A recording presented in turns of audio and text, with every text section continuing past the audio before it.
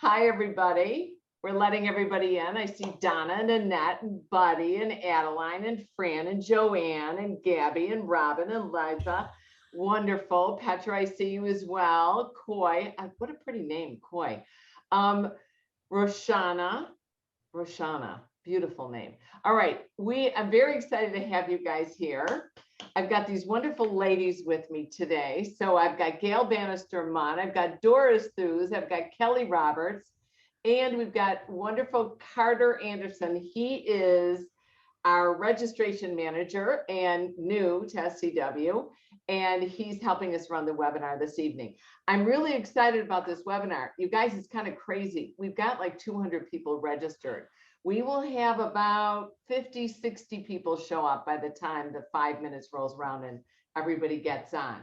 I do want you, also, I always forget to introduce myself.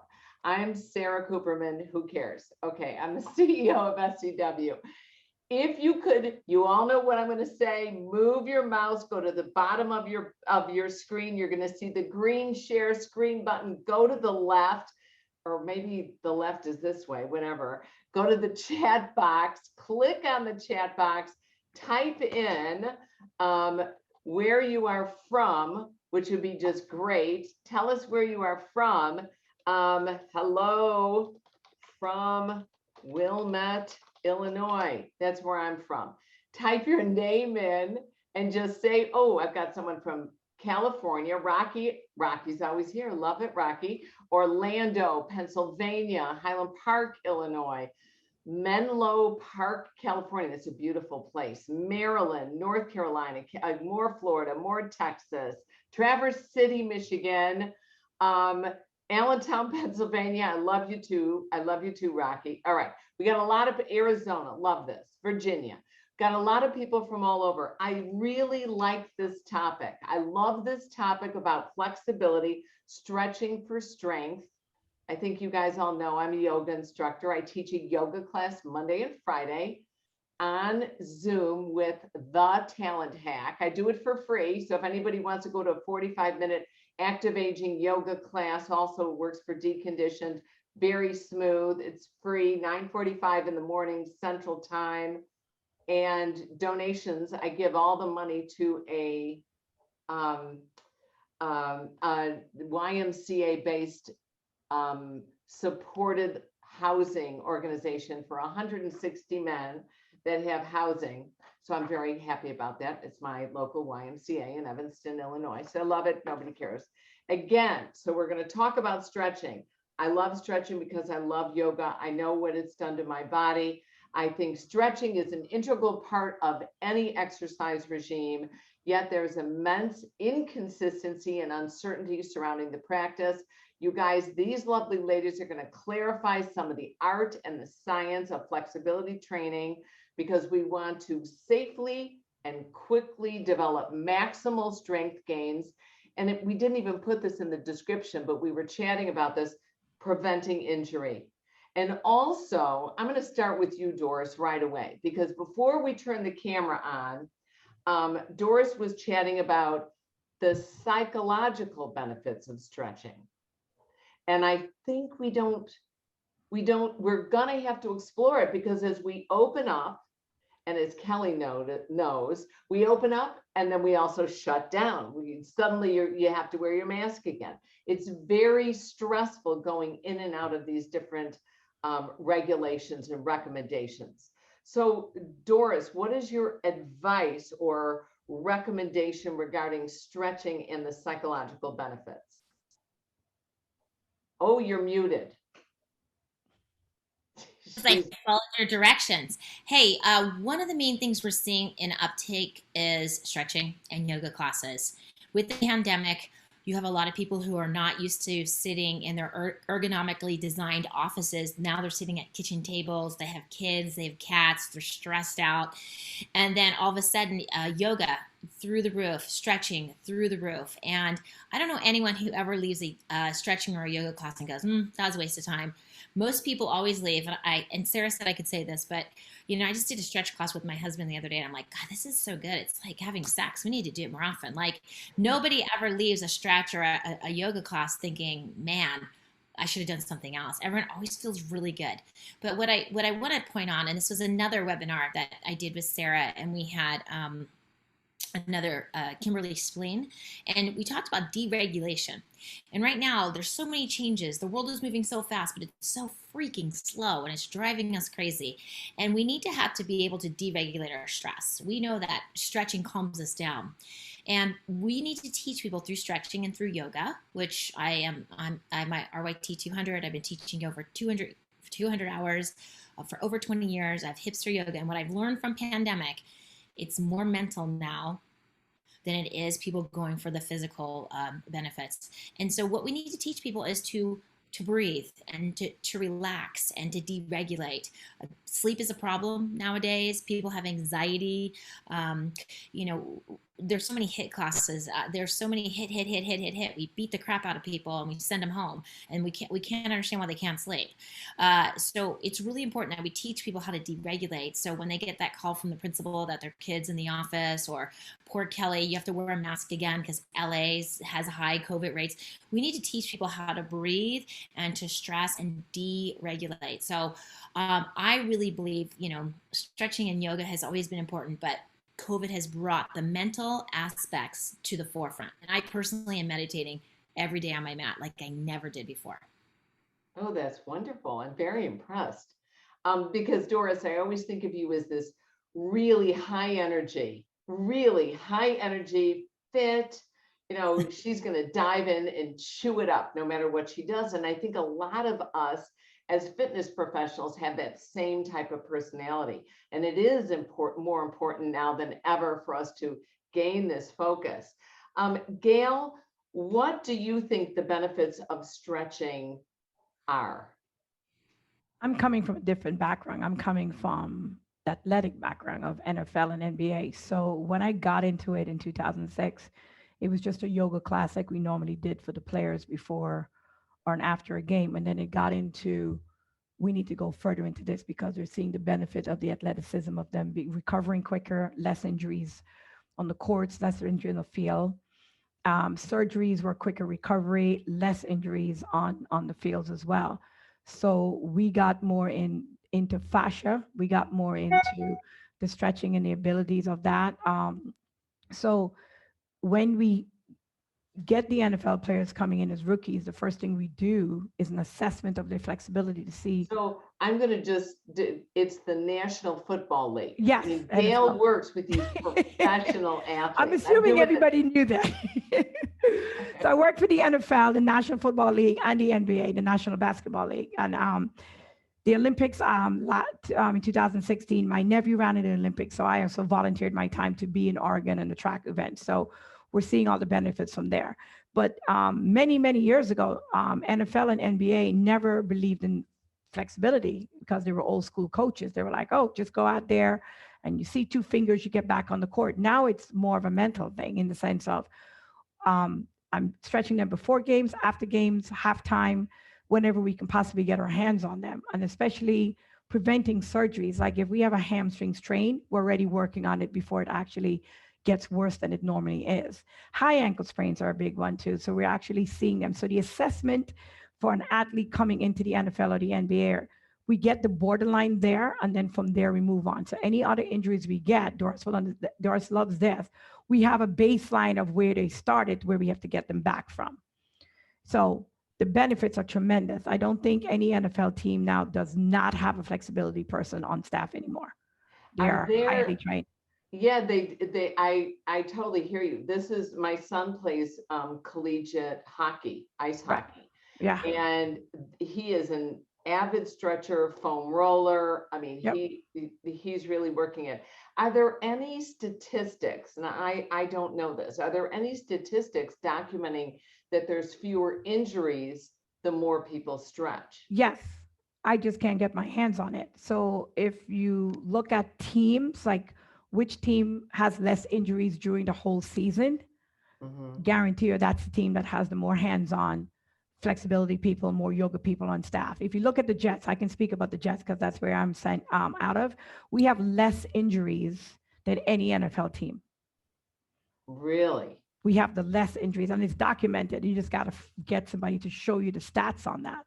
We have 2 physical therapists on staff. We have 2 chiropractors on staff. There's me on staff. We have 4 massage therapists on staff. We have strength and conditioning people. It's constant. They have 1 day of full recovery. If they're caught working out, they get fined. That's how strong and stringent it is.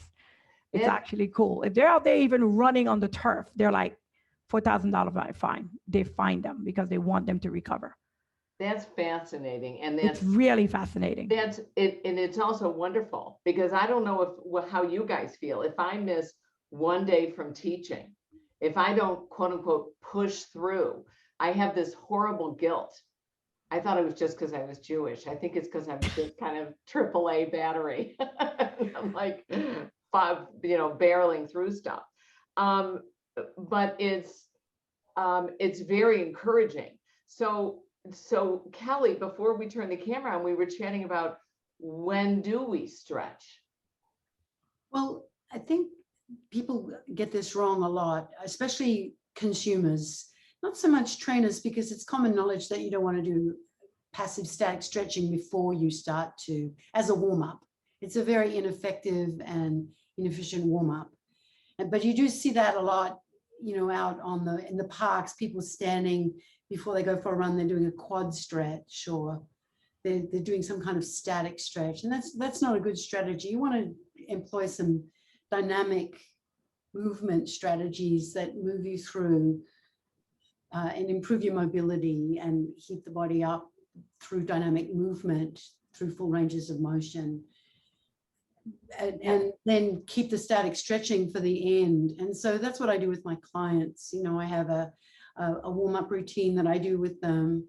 If they're elderly, I often have them walk on the treadmill for dynamic balance, but then I do dynamic stretching before we start our strength training. And I finish with static stretching and Pnf and foam rolling and all the rest of the techniques. I'm going to ask you, do a little defining. Static stretching is? So static stretching is where you hold a stretch for, say, 15 to 30 seconds. It's usually passive in that the opposing muscle group is not causing the stretch. So this is an active stretch for my chest, but it's also, I'm doing it statically. But it's active in that I'm using my rhomboids, my back muscles, my rear deltoids, back of my shoulders to create that stretch. A dynamic stretch would be doing something like this, or active isolated stretch would be doing something like this, where I'm moving through a range of motion, but I'm using an agonist to shut down a tight antagonist. The antagonist would be my pectoralis major, agonist being my back muscles. And so that would be an active dynamic stretch or active isolated stretch. But then I found the Pnf stretching to be incredibly valuable, especially when I'm rehabbing my knee, or typically it's my knees, it's my lower back. And the Pnf stretching, Keli? Well, proprioceptive neuromuscular facilitation, or PNF, is a highly effective stretch. You've got 2 strategies with it. You've got, you say this is my hamstring, and I'm lying down. This is my torso, and this is my hamstring. I come into a stretch that's passive, and then I contract my hamstring, and against pressure, isometrically for about 5 to 10 seconds, about 70% of my total contraction. I relax, and what happens is you get a little bit deeper into the stretch. You contract again, hold the contraction 5 to 10 seconds. It's not a full maximal contraction. It's about 70%, 50 to 70%. And then you relax again. And then there's that technique. And then there's another technique where you do an agonist contract. So you contract the quad, you come in, hold, you contract the hamstring, push against the resistance, and then you relax, and then you contract the quad again and deepen the stretch. So there's so it's like you're pushing out, and then when you release it, you can really stretch it. Yeah. You And guys need a that's- demonstration of that since I'm in the Would you, studio. Gail, please show us. You can use And- All right, hang on. And this, my friends, hopefully she's got pants on. We're not All right, quite so sure. what Kelly said is exactly amazing, and I was laughing. Now you can see me better in the light. You have a yoga strap. Most of you have that. Towel also works. Spree bands work, but you have to be careful on them. So what Kelly is saying is, so I usually start with a bent leg, right leg up, straight leg. So you find the end point of, for me, this is my end point, but let's pretend that the end point is here. So like Kelly said, you engage, pull, relax, hold. I usually add on, extend the left foot down to the floor to help stretch the glute and the hamstring. Hang on, push, point, push, bring the leg back in, and then the leg moves. Right. Kelly, am I good? Yeah, you're good. It's perfect. Okay, so this is now my new end point. So again, I can engage, point, flex, engage, draw my hamstring down to the floor, keeping the back of my leg again. I can leave my left knee bent, the leg would automatically move again. Or I can add on my left foot straight to the floor, which also ends lengthening the back of the hamstring again on my right leg, bring the leg back in, and it will also extend further. And that's a really nice stretch to do also, Gail. What I love is that when the knee is bent, your back tends to your pelvis tends to almost curl in. Correct. So that you get a little bit more range of motion. You feel like, oh, I'm so proud of myself. But then when you straighten that other leg on the ground, Yes. it's straightening out the Correct. pelvis, and that hamstring's a biarticulate muscle, Right. which means it crosses over the hip, it crosses over the knee. And if you're straightening the knee and then you push that hip down, Yes. you're getting like, hello, mama. You're getting like Feeling 3, that- 4 for the price of 1. I Yeah. use it a lot. I use it a lot with my clients who are super, super tight. It works great for hamstrings. I've done it on quads. I've done it with the calf, pec, adductors. It's a very isolated stretch. You know, it's not a full body stretch, but great for really shutting down those very tight muscles. And I it's love so, that. I'd love to Doris, do that. please. Love to do that at the end of my yoga class. You grab a yoga strap, and as you're doing it, you're explaining the science behind it. So you can stretch outside of this room. You can work with a trainer, Right. with a physiotherapist. So I look at it as an opportunity to close down my yoga. I teach a class called Hipster Yoga. It's all about the hips and releasing the hips, and it's just a really great way of giving people some knowledge and some delicious tips as they walk out the door. Oh, I love that. Cute name too.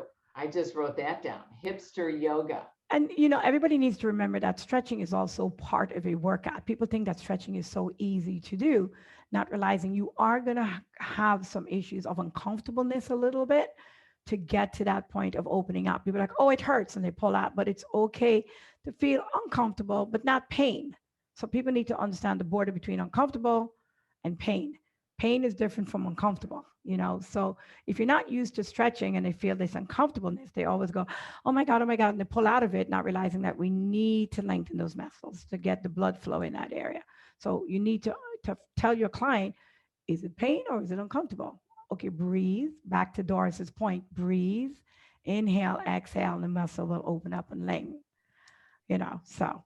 That's fantastic. And what is, Gail, I'm going to ask you, what is the effect of different types of stretching?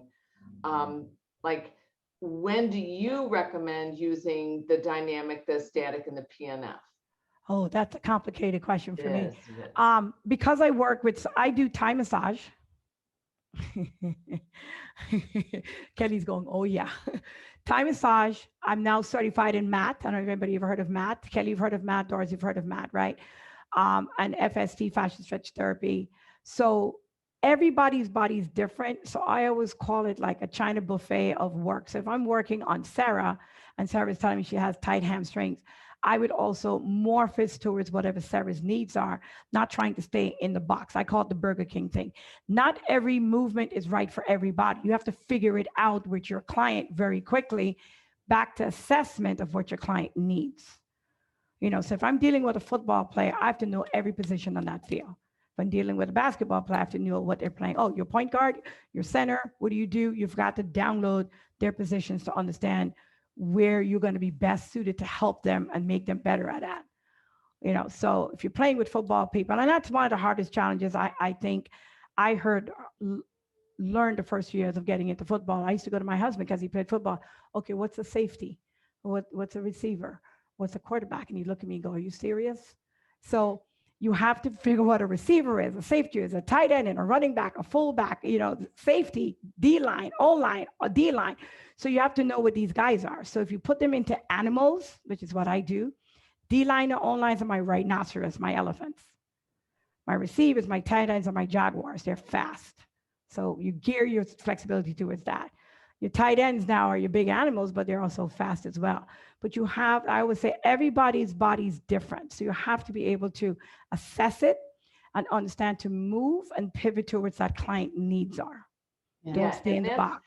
Sometimes it's hard to do when we have a group class. Now, Doris, you started, that's adorable name, by the way, the hipster yoga. How did you come up with it? And who attends? So I've been teaching it for years, actually, and I've been presenting it for years as well. It came about as I'm a marathon runner. I've ran 4 of the 6 world major marathons with my husband, and I realized like I was taking a toll on my hips. I was just taking a hit, and I know, you know me, Sarah, my personality is very A-type. And because 24 Hour Fitness was getting yoga back in the day and Yoga Fit came, I had to get certified. And I was like, crap, I have to do this. And I learned, oh my gosh, I actually really like this. And you know what? I'm recovering faster and I feel better. And so then I started attracting my tribe, and my tribe are triathletes, broken down athletes. You know, my yoga is very non-traditional, and I always just focused on the hips. If you think about most asanas, it's the hips. If you think about the chakras, and it's in the hips, and there's emotion and mobility. And I like to be rebellious, so I'd play hip hop music, or I'd play reggae, or I'd play whatever I wanted to play. And I would do any anatomical, descriptions along with a little bit of Sanskrit. And I was kind of rebellious. I'm like, this is like hipster yoga. So I've been teaching it for quite some time, and it's an audience. My goal is to open up yoga to be inclusive for everybody, and no one wants to be in the front row. My clients want to be in the back row. These are the people who don't wake up and go, oh, they wake up and they go, oh, and they don't live to stretch. They stretch to live. They have to do this to do what they want to do. And so they're there because they're injured. They're about to get injured. They want to keep, riding their bikes irresponsibly in their 60s like this. And so I take a lot of broken athletes, and I get to work with them in yoga. And then I turn them into yoga. And then it's like a drug. Then they go, why haven't we been doing this all along? I've never had anyone leave a class go, that was a waste of time.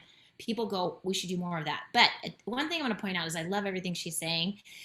But one thing with the audience that I teach to is you've got to give them like really simple stuff to do at home. You know what their body needs, but you just give them little pieces. It's almost like I'm a drug dealer. I'm a drug dealer of yoga, and I bring them in slowly, and then I pass them off to this amazing talent that's on the Zoom call. Yeah, and with this, now, Keli, I know you work with a lot of active agers. Yes. So, and you work with them both in group settings and in personal training.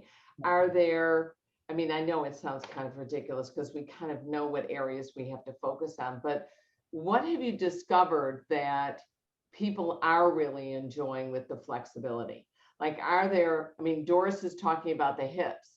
It's, people are always asking me for hip openers, but they talk about their back and they talk about their knees, and we're trying to find, stretches for the hip flexor. Are there certain poses and certain moves that you found to be very valuable for your older adults? I think for your older adults, the big rocks are ankles, hips, thoracic spine. Go for the ankles because it can improve their gait. If their ankles are tight, they're going to shuffle. And they'll shift into the frontal plane because they're not getting good mobility through the ankles. The hips will tighten up if they're shuffling because they're not taking long strides. So functionally, their gait deteriorates because they're not striding out. As balance decreases, shuffling increases, wider base of support happens, and we see this tightness developing in the ankles. It goes up the kinetic chain. Then the thoracic spine's not moving as through gait because they're not moving through all three planes of motion, because the ankles aren't moving, the hips aren't moving, the thoracic spine locks down. My physical therapist says that, and I really believe this to be true, that the people who need to stretch are the people who are moving less. You know, the people who are sitting. She says that the highest incidence of injury come from high volume, low amplitude movements. In other words, sitting still. Sitting still, a lack of movement really causes a lot of injuries. So, you know, if you think about typing, like carpal tunnel, you know, when I started typing, you did this. Your fingers move. And then you had the one finger typers. Yeah. Really type your fingers, those keys move. And then you went like that. Because now you see carpal tunnel because, you know, typing is this. It's high volume, low amplitude. It's a lot of very small movements. And so we got to get them to move with bigger movements. So for our active older adults, we need them to move with bigger movements. We've got to address the ankles, the hips, and the thoracic spine in a really big way. Yeah, that's wonderful advice. And now I'm going to say, okay, we're dealing with these with our active agers. Gail, how are you able to prolong or elongate somebody's career as a professional athlete? Or because I know you don't just work with athletes, is my understanding. You also Correct. work with everyday people. Correct. But how do we prolong their flexibility, their just general ability to perform? You know, I just looked at somebody's comment saying, how do you address it in group exercise class? And I do want to address that because Keli did say that. What I do in a group exercise class, guys, if this helps you, I have a regular class. Like Sara said, she has a regular class. Every week I'll say, next week we're focusing on hips. The next week I'm focusing on upper body. Next week I'm focusing on lower body. So I would let them know what we're doing. And another question is, how do you get them to stay for stretch? I kind of sneak it in the workout without them knowing they're doing it. So that helps you. So they don't, oh, that felt great. Meanwhile, you just did a stretch, you know, from a warrior pose into something else. But to answer your question, Sara, to prolong it, if I can get the kids, I mean, I've had a tennis player from 9 years old. He's now just turned 26. He's now at Cornell University. Graduated, full scholarship graduate program. He still comes to me even after he graduated because he needs it, even though he's not playing anymore. So it's hard for me to get them at that perfect age of prime where they're athletic to continue that, to keep it. But 50% I get, they're already injured, and I'm trying to get them back acclimated to that day-to-day activity, like what Keli was talking about. And then some of them I get coming into sports, and kids from high school is now, the parents are now getting it from high school to start them now. Before they started it after they got drafted with the NBA and the NBA and stuff like that. So they never knew about stretching, but the kids are now getting it in high school. So it's kind of really hard to answer that question. Once I get them, I just try to move forward in a better light to make them more comfortable, to see if I can help make their activity in a day-to-day, you know, easier for them, and then get them better and stronger as they go down the road with that. And what I enjoy what you're talking about is you almost, and I haven't done this, I'm going to try this week, is that you prep them for what you're going to do in the next class, or what you're going to do the next week. Right. So that it's like, well, I want to find out about hips, or I want to figure out what she's doing, what she's going to do with my lower back, or how is she going to, you know, do my upper body. And I think that's important. And I love what you also said about sneaking it in. I'm going to pull that back with what Doris said. Right. She plays this hip hop music. Correct. She plays whatever music to make it enjoyable. Like, sneak it in, you know, make it fun, make them enjoy and want to come back. Now, Gail, how is this going to increase our strength if we are flexible? I think strength and flexibility go together. I mean, Doris and Keli, you would agree with me on that, right? It goes together. I mean, I can do a whole flexibility class with strength and they don't even realize they're doing planks and core moves and lat move. A downward dog is a lat. People don't realize a downward dog is a latissimus dorsi move into a plank. That's why it's downward dog and plank. It's, you know, opposing muscles, and people don't realize to do that. I can do a whole workout without dumbbells. So it is there. It's just, you have to turn on your visuals and your knowledge to say, wait, that's a plank. That's a lat move. This is a bicep. This is a tricep. Oh, we're lunging into warrior. That's hamstrings. Or we're doing a side lunge. You just have to, it's there. It's just to bring it in one unit as a workout. I do a strength yoga class, and people think, oh, you're using dumbbells? I'm like, no, I'm using your body weight. So it works. It's just how to deliver it and get them through it, and not make, again, back to sneaking it in and getting them to do it, you know. But they do strength. I mean, Doris said she does a hip hop. I mean, working with the NBA, it's hip hop all day in the building, all day. So don't even try, the guys who are listening, to try and going with your yoga music, to try, because they're gonna look at you like you're out of your mind, especially when you're dealing with young kids. But maybe the last 10 minutes, put on something lower, I don't know, a John Mayer song, a John Legend song that they know, you know, a Bob Marley song that will still keep them connected to you, but not something too yoga-ish that they go, what's the hell with the bells? You know, but you want to keep them connected. So you're laughing. It's like, okay, we got to change this up a little bit. So just be aware of your music to sell. And I always say this, I'm a salesperson. To get them to buy in, you've got to sell them the product, especially the youngster. You've got to figure out how to get them to buy in. So music is a big buy-in. So pick your players.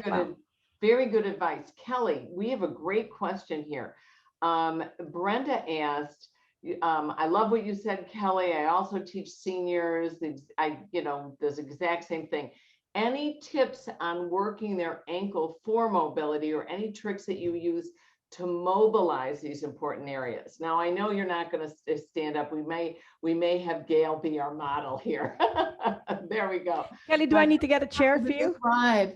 I'm wearing a skirt, but I can show Okay, there you go. Get up against the wall, and you get the foot completely parallel with all 10 toes facing forward. So you get, I love how Keli is the only one actually wearing a skirt. Doris and I are wearing shorts. I'm not even sure that Doris. I'm wearing shorts. I didn't even know if she was wearing underwear. So thank you, Keli, for at least so there you go.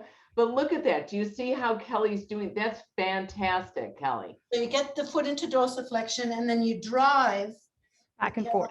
Oh, interesting. You get the ankle to move through all three planes.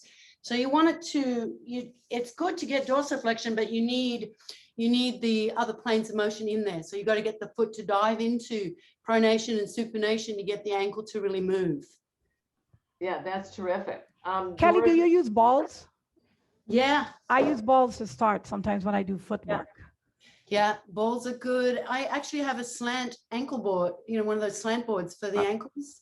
Yeah. And I get people to move through the different planes of motion on the slant board. Ankles are so critical. Yeah, that's great. And Doris, is there anything, what's your favorite hip exercise? I used to love pigeon, but to be honest with you, that's a really aggressive pose that I think a lot of instructors should not be doing because people are just not designed, the body isn't designed for that. So I would say my favorite, especially because of pandemic, is waterfall. So waterfall, as a runner, I've always drained my legs. After 10, 20 miles, I would lay against the bed, eat some food, have my legs up in the air. But I love coming into a bridge position, placing a yoga block underneath, and depending on how I feel, whether it's medium or tall, and then taking my legs straight up. And for 3 minutes, I just breathe. And I just feel that blood come down. The heart doesn't have to work so hard. It's been working since the day we were conceived. Give it a little break. My face gets tingly. I feel a little buzzed. I slowly bring it down. I go into Savasana. It's beautiful. And that has been proven that really helps people deregulate and helps them sleep. So a lot of times I'll do that movement, and Savasana, I'm hearing snores the whole time, especially when I was teaching virtually. Oh, that's great. That's great. And how does flexibility training affect our range of motion? Gail, do you see that? And I'm going to come back to the athletes. I think that's pretty interesting.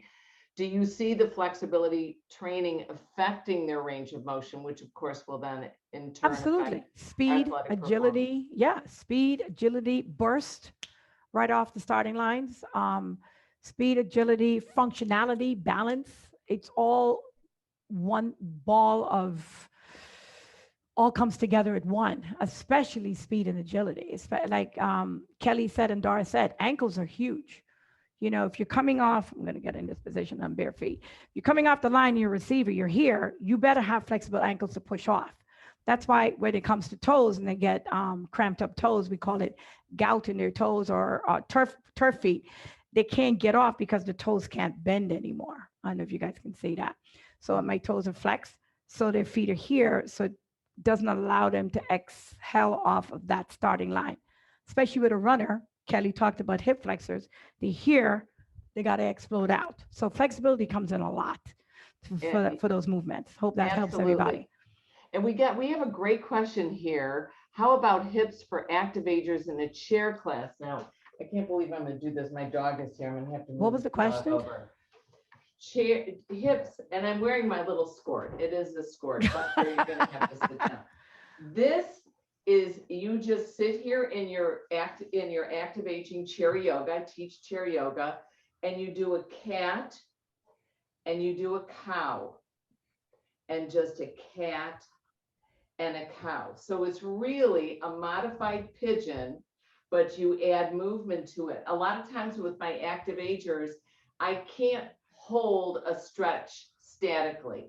I have to kind of do it rhythmically because it makes it easier. I got the equipment. And a dog is essential when you do this exercise. Another thing you can do for your hips is I can't believe, Buster, move over. I'll do like a warrior two, and I'm in my chair and my buttocks is on the chair, but I will hold on usually to the base of the chair. I will lift my leg up. I will take my hand all the way. Buster, no. Sit. Good boy. Okay. She's got issues with Buster this evening. And I pull back, and I've actually got a wonderful quad stretch and a wonderful hip flexor stretch. And it's a great way to get into it. And if they can't hold on to the knee, they can grab onto the bottom of their tights. They can grab onto their shoe. They can grab onto their pants, and then they can just pull the foot up. And it's really, those are two nice stretches. Well, the other stretch you're doing, because more? I was going to show you that one I do is I sit, make sure the chair doesn't have a angle. I'll put my right leg on here, get my left glute, and I'll slide all the way back. And hang on. So I'd hold on and drop and slide so you get that hip flex. You can bring them back in with the towel, drive it back again, and just hang on to the chair. You can get the hip, and then you can bend it. And then you can also tuck the knee on the knee to get a nice IT band stretch into the psoas as well. And you can release it, bring it back in again. So I like using the towel because it helps them to go back and forth. If you have a towel or a glider or something there. That's great. Yeah, those are good. And yes, I love my dog too. I can't believe the dog. And he's always, during the yoga class, my students love him. If he doesn't come in during Shavasana and basically sit on top of me or put his, they miss him. So when, Doris, when and for how long should I be engaging in flexibility training? What are your thoughts on that? I mean, there's the standard answer that you should do flexibility training, 2 to 3 times a week. I say do it any chance you get.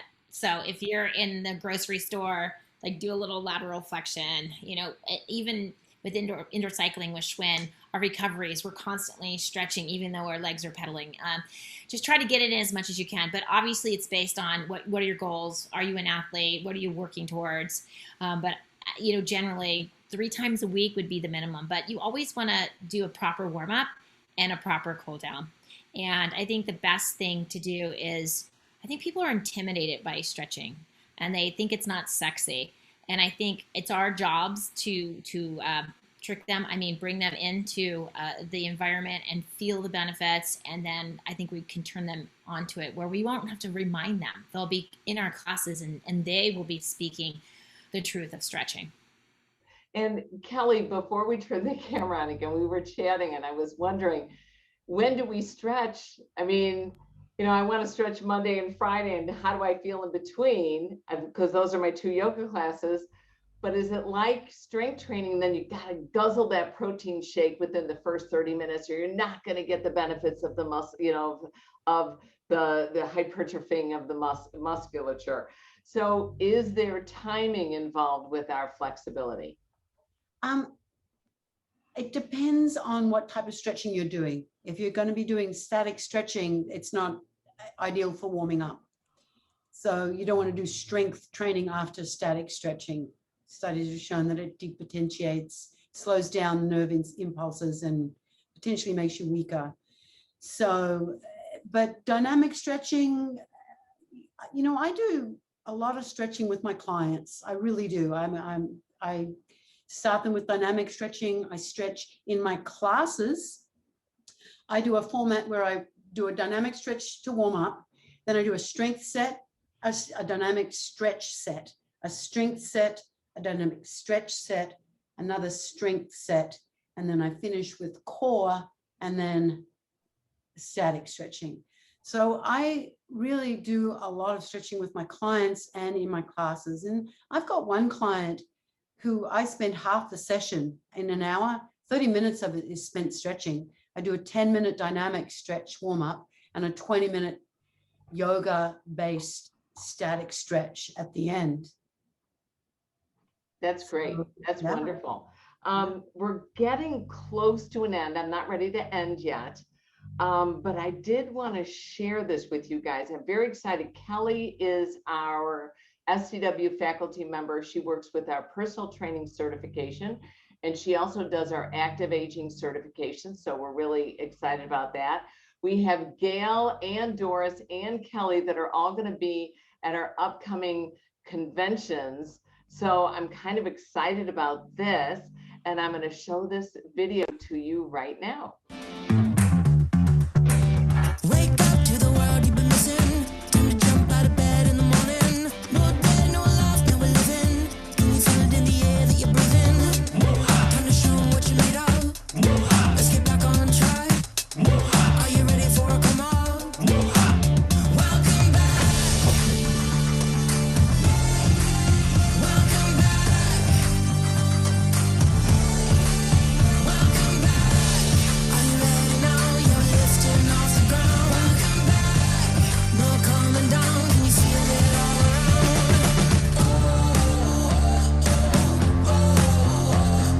Are you ready now? You're lifting off the ground. Welcome back. No coming down. Can you feel it all around? Welcome back. Are you ready now? You're lifting off the ground. Welcome back. No coming down. Can you feel it all around? Welcome back. Are you ready now? You're lifting off the ground. Welcome back. No coming down. Can you feel it all around? Are you ready now? You're lifting off the ground. Welcome back. No coming down. Can you feel it all around? I love that video. It's so exciting. We SCW, we're going to be live in October. I'm very excited. And we're in October, we're in Chicago. In November, we're going to be in Dallas. I can't believe I got chills on my arms. And in December, we're going to be in Boston. So I hope we're all coming back and going to see all of you. I'm going to ask Gail, give us some closing wonderful things of words of flexibility, please. Do it every day. Every day. Do it every day. I have no cartilage in my right knee, and they want to do a knee replacement on me, and I stretch every day, and I'm holding myself back for I've been 4 years now. So flexibility helps a lot. Just do it every day, even if it's 5 minutes. Find a muscle part that you're feeling sore with, whether it's your ankles that Doris and Keli just mentioned, ball your feet, just to acclimate everything for your day-to-day. Do it every day. Trust me, I'm a walking person to explain that to you. Just do it. It just helps. Even if it's 5 minutes in the morning, sitting at your desk, do your feet, do something. I love that. I love that. Every day, Doris. Every day, do something. It doesn't have to be an hour, 5 minutes. That's it. I think the benefits of stretching, we know, are, we know the obvious benefits, but Yeah.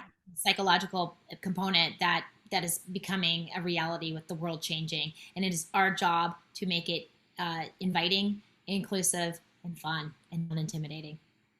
Music. Love that. And Kelly? I'm with Gail every day. Even things like foam rolling, some self-myofascial release every day. You know, I start my day with some foam rolling. I use my roller and work on my back and my upper back for mobility. And I just think you can't get enough of it. Yeah. It's so beneficial. You got to keep doing it. Absolutely. Keep doing it.